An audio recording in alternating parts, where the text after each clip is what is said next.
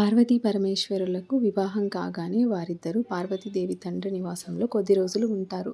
ఆ సమయంలో అరుంధతి పార్వతీదేవికి భర్తను స్వాధీనంలో ఉంచుకోవాలంటే ఏ విధమైనటువంటి పతివ్రత ధర్మాలను పాటించాలో ఉపదేశించింది. అవేంటో మన వీడియోలో ఈరోజు చూసేద్దాం. స్త్రీకి తక్కిన వారు కొద్దిగా ఇస్తారు, కానీ భర్త మాత్రం తన భార్యకు సర్వస్వాన్ని అర్పిస్తాడు. కనుక స్త్రీకి భర్త కంటే ఉత్తమమైన స్నేహితుడు లోకంలో ఉండబోడు. భార్యాభర్తల మధ్య ఏమైనా పొరపొచ్చాలొచ్చినా అద్దం మీద పెసరగింజల్లాగా అట్టే కాలం నిలవవు.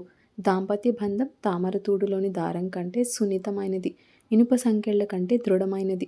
భర్తను స్వాధీనంలో ఉంచుకోవాలంటే ముందు మనసును గెలవాలి అని చెబుతుందట అరుంధతీదేవి. అలానే పతివ్రత అయిన స్త్రీ ప్రభాత సమయంలో భర్త కంటే ముందు లేచి, భర్త లేచేటప్పటికి లక్ష్మీదేవిలా దర్శనమివ్వాలని చెబుతుంది పార్వతికి. రాత్రి భర్త శయనించిన తర్వాతనే తాను శయనించాలి. అలానే భర్త కంటే ముందు గాని, భర్తతో గాని భోజనం చెయ్యరాదు. భర్త ఎదుట అలంకార రహితంగా కనిపించకూడదు అని చెబుతుందట అరుంధతి పార్వతీదేవికి.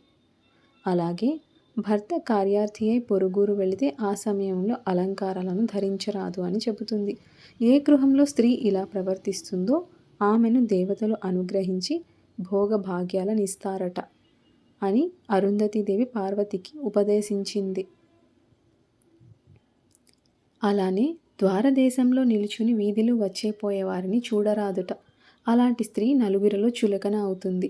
ఇంటి గుట్లు ఇతరులకు చెప్పరాదు. ఇల్లు వదిలి పెత్తనాలకు పోరాదు.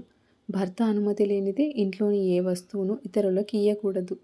పట్టణంలో జరిగే సమాజోత్సవాలకు భర్తతో కలిసి వెళ్ళాలి.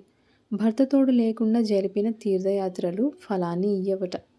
ఇంట్లో వస్తువులను తీర్చిదిద్దినట్లుగా అలంకరించుకోవాలి. ఖర్చును తగ్గించి పొదుపు పాటించాలి.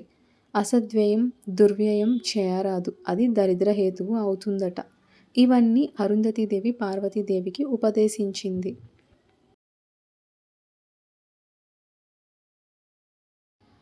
కాలగతిలో ఎన్ని దురవస్థలు సంప్రాప్తించినా భార్యాభర్తలు కలిసే ఉండి సహకరించుకోవాలి. స్వర్గారోహణ పర్వం దాకా ఒకరి చేతిని ఒకరు విడువరాదు. భర్త యొక్క ఆయుర్దాయాన్ని కోరే స్త్రీ పసుపు కుంకుమలను, మంగళసూత్రాన్ని, తిలకాన్ని, గాజులను, కాటుకను, కర్ణాభరణాలను, ఇతర పుణ్యస్త్రీ లక్షణాలను విడువకూడదు.